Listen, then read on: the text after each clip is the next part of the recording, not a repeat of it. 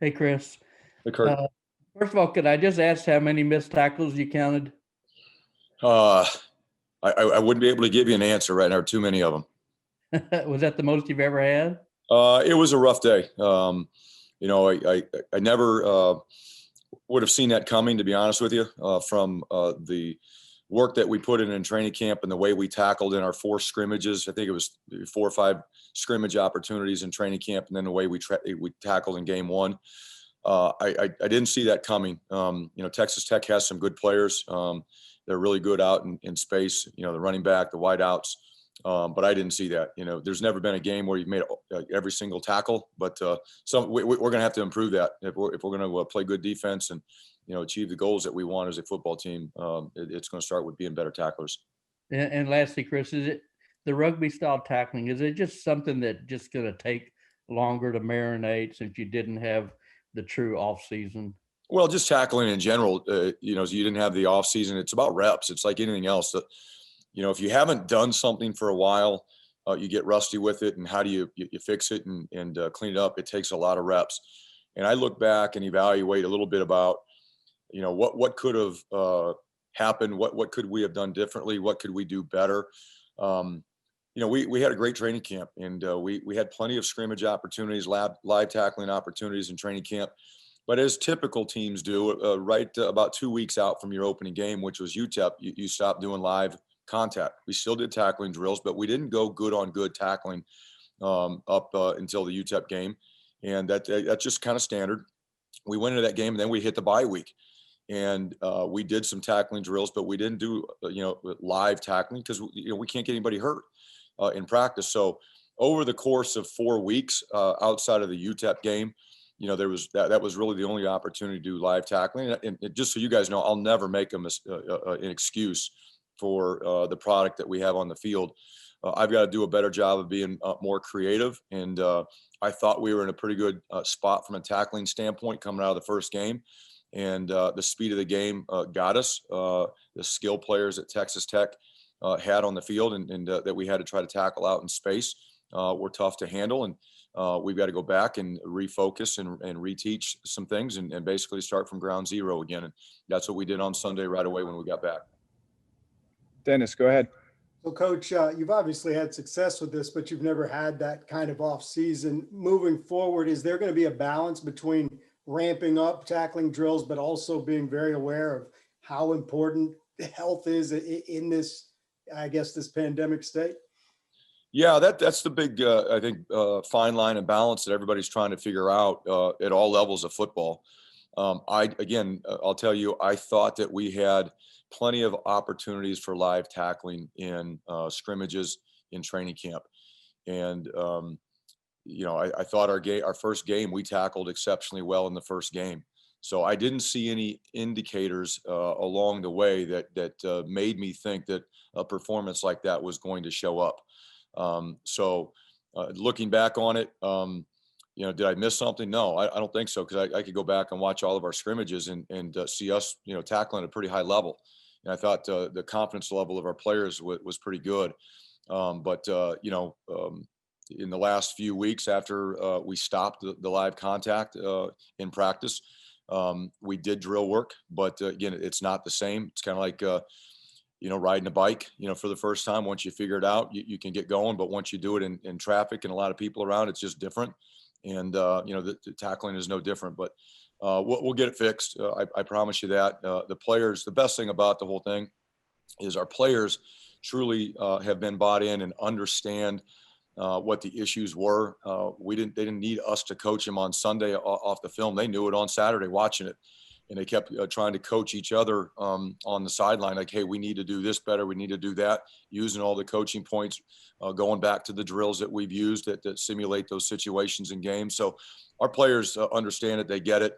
And they want to be coached to get better with it. So the culture around it is outstanding. And again, it all gets back to me as the leader. I've got to do a better job, and we've got to go back to the drawing board. And with the situation of the lack of spring ball and summer reps and all of that stuff, we've got to be more creative on how to recreate those situations in practice. Brian, go ahead. Yeah, Chris, looking at yes, it looked like a large amount of points, but if you wrap up Thompson, that's not a touchdown. Vasher got his foot down, made a hell of a catch in the back corner of the end zone. What did you think of the secondary, as specifically the secondary? Because Tech, passing wise, they kind of just did their normal thing. It looked like. Well, when you say the secondary evaluation, we didn't tackle very well. That's the number one thing that the secondary did not do. That's safeties and corners. It's really our whole back seven didn't tackle very well. Safeties didn't have a lot of opportunities to make plays on the ball just because of the nature of Texas Tech's pass game. They focused really on trying to attack the linebackers with short, quick passes in underneath zones. And then they attacked the corners on the outside with quick game and then a couple of deep balls down the field. So the corners, we have to help our corners play better.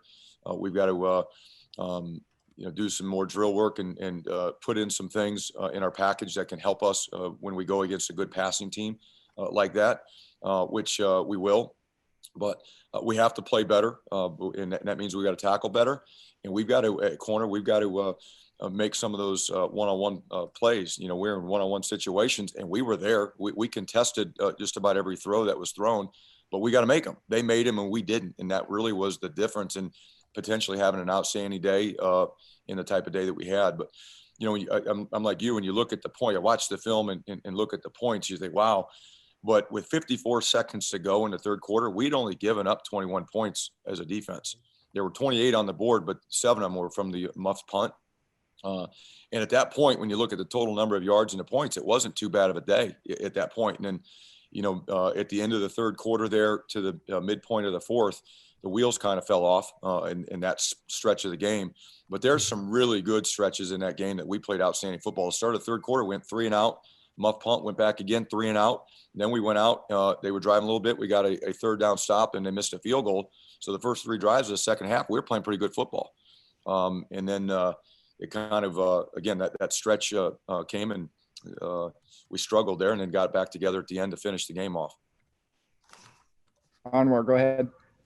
Hey, Coach, as kind of playing off what you said, I was going to ask you maybe the two things were maybe some of the encouraging signs that you saw, whether it be the turnovers that you guys were able to create, and maybe even Osai almost had one that was ruled an incomplete pass. So even the stops late in the fourth and the overtime. So want to know some of the encouraging things. And then the second thing I would like to know is just pass rush. Do you need to see a little bit more from there?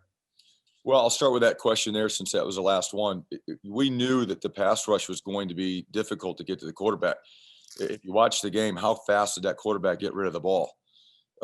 He's catching and throwing on the majority of all of his throws. And we knew we weren't going to get there very often. That's just the nature of what they do, and they do it well. And so we going into the game, one of our keys to victory was to affect the quarterback, but we knew that we were going to have to be relentless and not get frustrated with that pass rush, because a lot of times we weren't going to get there. And it was more about trying to close the windows, the throwing lanes, and get hands up, try to get some ball disruptions. And then when we do have opportunities, make the most of them. And we missed out on a couple. There were a couple in there, like you mentioned, with Joseph Osai, that could have really changed the complexion of that game early. The one that was ruled an incomplete pass that Juwan Mitchell scooped up and took back to the end zone. If that's a fumble like they ruled on the field, I mean, you look at the score and the momentum at that point in the game could potentially go a totally different direction. So there were some things from a pass rush standpoint that we hope to continue to improve on. We will. But in the first 2 games, because of the nature of the pass game that they were employing in those games, they got rid of the ball in a hurry. So it's going to decrease the number of sacks and hits you're going to get on the quarterback. Positive things in the game that I saw, first and foremost, it was about the attitude of the players on the sideline. That was the most positive. This football team is a different team than when I got here in January. In January, if we were to play that game in January and we got down in that situation at the end of the game, I think Coach Herman's probably mentioned this, I don't think we win that game. But where we're at right now from a culture standpoint, a commitment to each other standpoint, and guys wanting to go compete for each other, that's why we won that game. Nobody gave up. Nobody complained. Nobody pointed fingers at one side of the ball or another player or anything like that. it was all about, who's going to make the play that's going to change this game for us to go win. And that's the number one takeaway of all of it. The takeaways were obviously big plays in the game, to get 3 of them and 2 of them in sudden change situations, one after the surprise on side kick and the other one after the block punt, to be able to do that and basically get the ball back for the offense and set up 2 touchdowns off of them were huge. And then obviously the one to end the game was a big play as well. So the attitude of the players, regardless of the situation that we were in, the ability to get some takeaways was huge. And then I saw some really good things with our pass rush that don't show up on the stat sheet that were big. Bob, you're up. Hey, Chris, coming off a game where you did miss so many tackles, I don't know the mental side of it, how difficult that is on players. Does it make it any tougher now facing a guy that can throw it and run it? And what big challenges does Max Duggan present for you guys? No, I mean, I think our players are more frustrated. They're not down by any stretch of the imagination. They're frustrated because they've done a lot better in training camp and in the first game. And that we're all frustrated by it because nobody saw that coming. But hey, it happened. So we got to make sure we do everything we can in the short time that we have from last game to this next game to put laser focus on the issues that we had and try to get them improved and fixed for game 3 for us. But the TCU's got skilled players as well that can run and make plays in space. The quarterback is a good thrower as well as a good runner. I look at him and I think he's the closest thing to a Sam Ehlinger in this league, that can do both as a dual threat guy. And he's going to be a tremendous challenge for us when he came in that game. That changed the game for him. Even though they lost it, he brought that team back. Chris, go ahead. Chris, I think I asked you in training camp if you notice if this team has any PTSD, if you will, from last season and the struggles that they had. And I mentioned how you were here for a reason. Are you seeing any of that? And Bob kind of touched on this, but any flashbacks in their minds that maybe they're worried, like, oh no, here we go again, and also just some of the struggles with this defense, the tackling and whatnot, are they worse than you thought when you first came in after seeing high level competition like at Texas Tech? No, I don't think there are any issues with our football team at all. Like I mentioned, I think the number one reason we won that game is the culture that we have right now. And I wasn't here a year ago, so I can't comment on what it would have been on the sideline. I can just go off of what Coach Herman has said, and he has told us that he didn't think that there was any chance that we would have won that game. When I say we, at the University of Texas last year in those situations. So I've seen a huge shift from January when I first got here to where we are today with the attitude and the culture of this football team. It's in a great spot. Obviously, you never know what it is until adversity strikes. Well, we were faced with some pretty good adversity, and it was pretty good. Our response was pretty good. So that's a positive. And no, I don't think there are any lingering effects or any going back to whatever happened last year. We had a bad day of tackling. That's what we had. We've got to get that fixed. I think last week or whenever we talked last, we talked about kind of an evaluation of the first game. I don't think anyone talked about tackling because it was pretty good. And we had a bad day. We've got to get it fixed. And my focus, our staff's focus, and our players is to make sure that we can get that done. Now, again, I've been doing this for a long time, and I've been in this situation before. Sometimes, especially with the lack of practice time, there are a lot of things that are not going to be as good as they should be just because of a lack of reps. And that's just reality. And I think everybody's going through that. But our job is to get it as good as it can, as fast as we can, and clean it up. So that's what we're trying to do. Joe, go ahead. You talked about how they attack the corners, and you also mentioned how they attack the linebackers with the quick passing game. How do you think that DeMarvion and Juwan did throughout that game? And is that a area of concern? Do you think that other offenses are going to try and attack the middle of the field, those middle linebackers, as you go through conference play? Yeah, well, you got Demo that hasn't really played linebacker. That was his second game playing linebacker. So obviously he's still learning on the job. Chris Adamora is learning on the job. Juwan Mitchell played last year, but he wasn't in every game, every down player either. So we got three guys out there that I really like.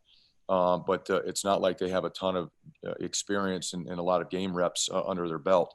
So throughout the game, I saw some improvement. I saw quite a bit of improvement with some of the pattern match things that we were doing. We made some adjustments throughout the game too that helped take some of the stress off of those guys that worked. But we will get better as we continue to practice and play. And we see things come up that they're good at, and see some things come up that maybe they struggle with that we can really attack.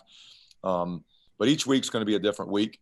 Each offense, they could have similarities but differences, and they're going to look at us and find the way that they need to attack us, and that's what Texas Tech did. And everybody, may try to do a little bit of the same thing, and it's our job to get, just like the tackling, get whatever weaknesses or ways people are trying to attack us, get it cleaned up. Steven, you're up. Yeah, Coach. Looking ahead to TCU, their offensive line, they lost a couple guys. They lost a couple guys to the NFL. There's been, some question marks about TCU's offensive line, and they've struggled here and there a little bit. Does that change the expectation that you have for your defensive line to be able to get pressure on the quarterback this week? And what are your expectations for the defensive line to perform this week? Our expectations for the defensive line are the same every week, and it's to go out and dominate. If we want to win a championship, when we want to be a playoff caliber football team, I can tell you right now, when you look at the common characteristics of those teams, it's their D-line, and it's the play of their D-line. You have to have a championship level D-line to win at a high level and win a conference and win big games, and that's our expectation with our D-line. Again, we're a new defensive system that we're asking them to, several of those guys to do some things they've never been taught before or been asked to do in the past. They will continue to improve and get better through time and reps. I think we have an outstanding defensive line. I think, unfortunately, we dominated the run game except for the one play. That didn't have anything to do with the play of the D-line. That had to do with, we had the guy bottled up and we let him out. But our D-line did an outstanding job in controlling the line of scrimmage in the run game, really in the first two games. And that expectation is not going to change. We'll get to the quarterback, I promise you. When and how often, I don't know the answer to that yet, but the expectation is we do dominate the offensive line or the line of scrimmage in the run game, and we can affect the quarterback in every game. We got three last questions in queue, and we'll wrap up there. Start with Chip. Chris, what is your philosophy on rotating in the back seven? And who is, of your safeties, who's your best diagnose guy, communicator in terms of, calls and adjustments? Well, rotation, in a perfect world, you'd have, a very solid two deep of guys that you felt could go out and play winning football. When you play, or especially early in the season with the weather, be hot days and, teams that go tempo like that, you're going to need to rotate guys. But you don't want to just put a player out on the field that is going to hurt you. And if they're not ready, just to say you're rotating. So we look at every position. We want to rotate as many guys early as we can to keep guys fresh, not only within the game, but throughout the season. But it's got to be with somebody that we trust and has earned the right to get out there, so we're not hurting the football team. And that's sometimes that's tough to do. But that's kind of my thoughts on rotating guys. When you talk about just kind of the quarterback of the defense, we've got three safeties that have played here: Caden Stearns, Chris Brown, and BJ Foster. I feel good about all three of those guys. Those guys have done an outstanding job in the two games that we played. We haven't had really any mental issues. We haven't had busted coverages, things that come up, early in the season with the new defense. We haven't had those things. We've had bad tackling. That's been our issue in two games, really in one game But we have not had busted coverages. We haven't had communication issues. We've had none of that so far. Yeah, Mike, I was just curious. I mean, you're no stranger to Gary Patterson and his defensive scheme from your time at Oklahoma State. What are the characteristics that make it so difficult to go against? And from your standpoint, what have you tried to do, I guess, against, that 4-2-5 that Gary seems to like so much? Well, we've tried just about everything you could imagine. Had certain years more success than others. It's really a matter of getting first downs and staying on schedule, just like it is on every Saturday that you play. But Gary's defenses, his signatures, they tackle very well. They're very sound in the secondary. They play with tremendous technique. They know their system very well, and he does a great job of knowing what you're running. He studies, he's got a system down, whatever that system is. I don't pretend to know how he does it, but he knows what you're in, and he'll wreck your blocking schemes. And it may look like a good box to run into, but he knows what games to play up front to wreck your schemes, to knock you off, whether it be zone scheme, whether it be a gap scheme. He knows the stunts to answer and have less numbers in the box. And there's going to be an extra fitter somewhere. But he's done a great job every year of disrupting whatever blocking scheme that you have. So it's a challenge. It really is. He does a heck of a job, and he's there's a reason why he's legendary status already there. Maya, go ahead. Hi, Coach. So on Saturday, Sam connected with a lot of different receivers. So I was wondering, in your opinion, what's the importance of the quarterback-receiver relationship in an offense? The importance of a quarterback relationship to receiver relationship is trust, right? That's the biggest word that when you say that, like a battery between a catcher and a pitcher, it's the same way. They have to be on the same page. They depend on one another. You can't have a quarterback have a good day or have a good season or have a good game without good receiver play. And receivers, it's the same way. They go hand in hand. So timing is huge. Trust is important, because if you are off, right, everything's magnified. So if he's 1 yard too deep, or if he makes a break and it's too rounded, and we misconnect, then you're losing a lot of confidence. You're punting the ball, and it may be a fine just step or tick of a second, right? A minute little error equals an incompletion. And it's the margins are so small in this game. And because the DBs close, and of all the tight coverages we see and the varieties of coverage we see, the conversions and it's a ton. It's a ton of work. And to have it good and to have it on the same page takes a lot of time and a lot of work. And when you're changing receivers, when you just play with 3 receivers all day, it's all good. You usually get on the same page and you get a good feel. Well, when you're rolling guys in and you're playing as many snaps as we have been, then, you got to make sure that you're trying to get them all on the same page. That is an ongoing challenge. Bob, go ahead. Mike, you guys are averaging 61 points a game. And on yesterday, Sam said that you guys are just scratching the surface. I know you probably don't plan on averaging 80 or 85, but what do you want to see out of this offense? What's the next step for you guys? Because you have had so much success early on this year. Well, what we said in the platoon meeting, when we get together as an offense, we call it a platoon meeting. We reviewed the last film and put that to bed on Sunday. So to revisit that on Wednesday, to me, is painful. However, I want to make sure that I'm trying to help you guys out, because I know you're just doing your job. But the biggest thing moving forward is winning is hard. Winning is hard. And when you make mistakes, you make it that much harder.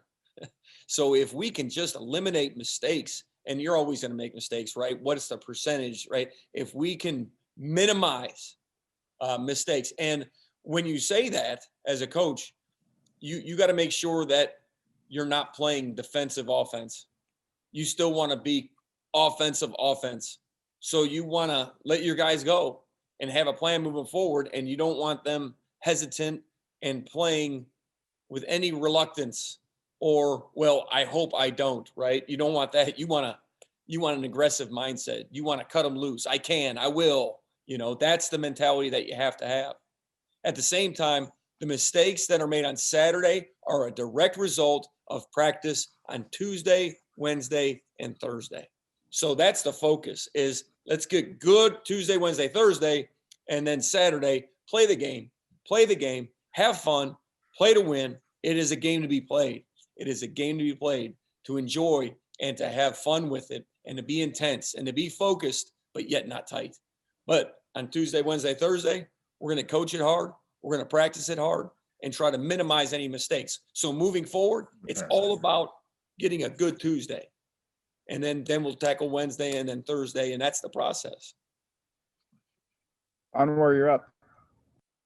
Coach, I'm just kind of curious your evaluation of the offensive line when you went back and looked at the film. So you guys obviously did well as far as rushing yards, but there were times that Tech got pressure with just 3 guys. So I'm just kind of curious of what you saw there. And I know Sam talked about wanting to have better communication with Derek Kerstetter during an interview with him earlier this week. Yes. The couple pressures, we're hanging on the ball a little bit long. We're in bad situations. We can't be in 3rd and long. And we got knocked off on a couple twists, didn't handle it real well in those particular situations.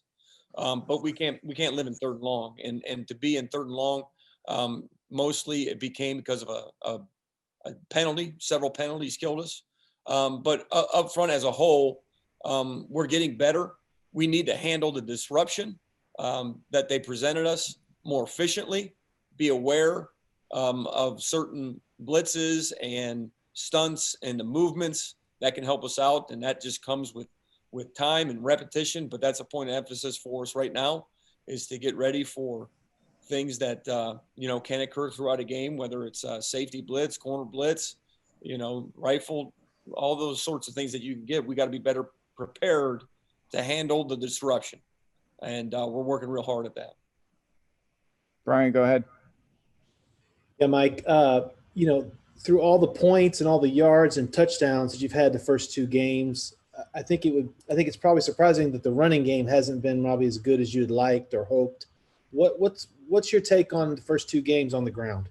Well, I mean, the first game was 5-2 a carry, and then the last game was 7-4 a carry. I don't quote me on that one. It might be off a little bit, but I think that's roughly the numbers. And that's the thing that you concern yourself about is yards per carry.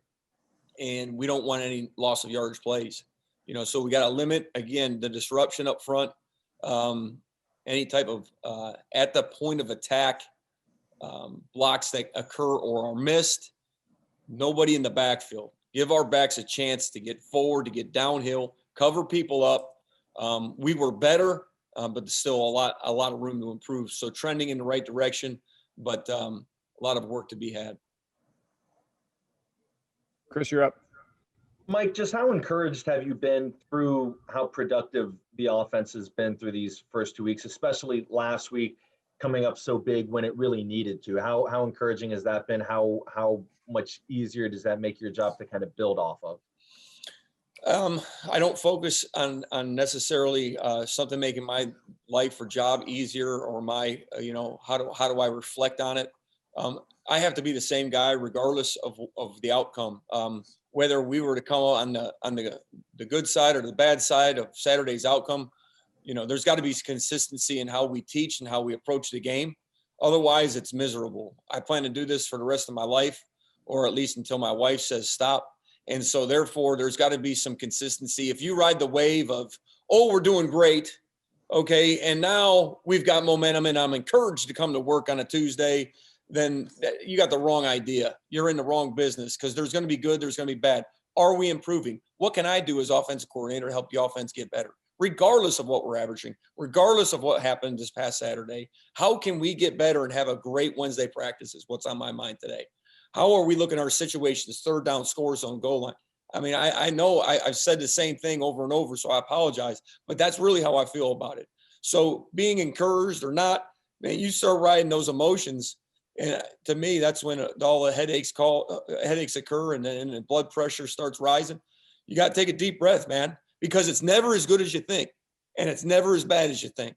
It's always somewhere in between. That is a true statement. Sometimes I come off the practice field, and I think we had a really good practice. Well, it's probably because one play that I saw, that I coached, that I really wanted to worked. And I'm happy about that particular play. So I reflect on the whole practice as being very good. When really I get back in the film room and there's, certain things that are standing out more than others that are negative. And so it's never as good. It's never as bad. Check your emotions, take a deep breath, coach them the best you can, get detailed, and give them the best information they need to be successful, and be passionate about it, be enthusiastic about it. And you got to bring the juice every day. Hey, Joe, go ahead.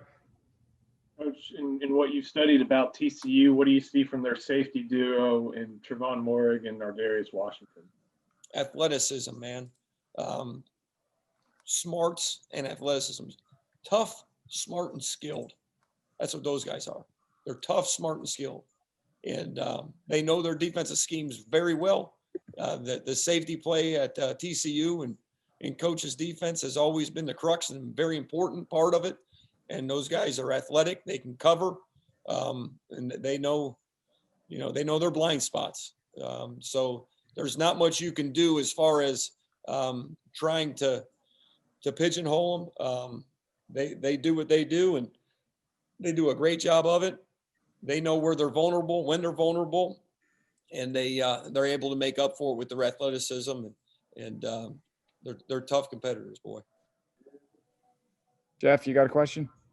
Yeah, Coach, I just wondered when you face a defense like TCU's that's sound and that fits the run as well as they do, how much, between you, yourself, and Sam and Coach Herman, how much of it is patience in this world where everybody talks about tempo, wanting to push the ball down the field, just kind of being patient and not pressing to where you do get yourself in a position where you're making a mistake that they want you to make, and then they can capitalize off of it. That's 100%, and that's a big part of it. What are your drive starters? Right? What are the plays in which we can get first downs?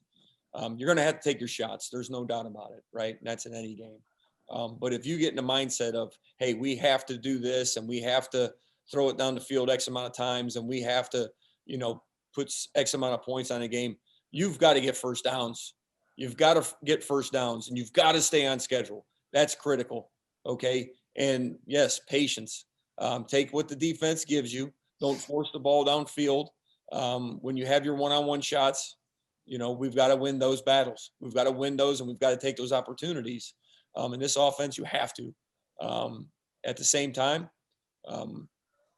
we have to be smart. And that goes into game planning. So we have to have really good, what I say, drive starters. We have to have really good idea going in, what our best plays are, to move the chains and to stay on schedule. I believe that wholeheartedly, and so does Coach Herman, obviously. So those runs and those high percentage passes, what are those going to be? And then you got to mix in some shots. That's part of the game. Got time for two last ones. Start with Kirk. Hey, Mike, I know you're focused on the offensive side, but how would you describe Coach Ash's frustration level since Saturday? And do you have any examples of his attention to detail?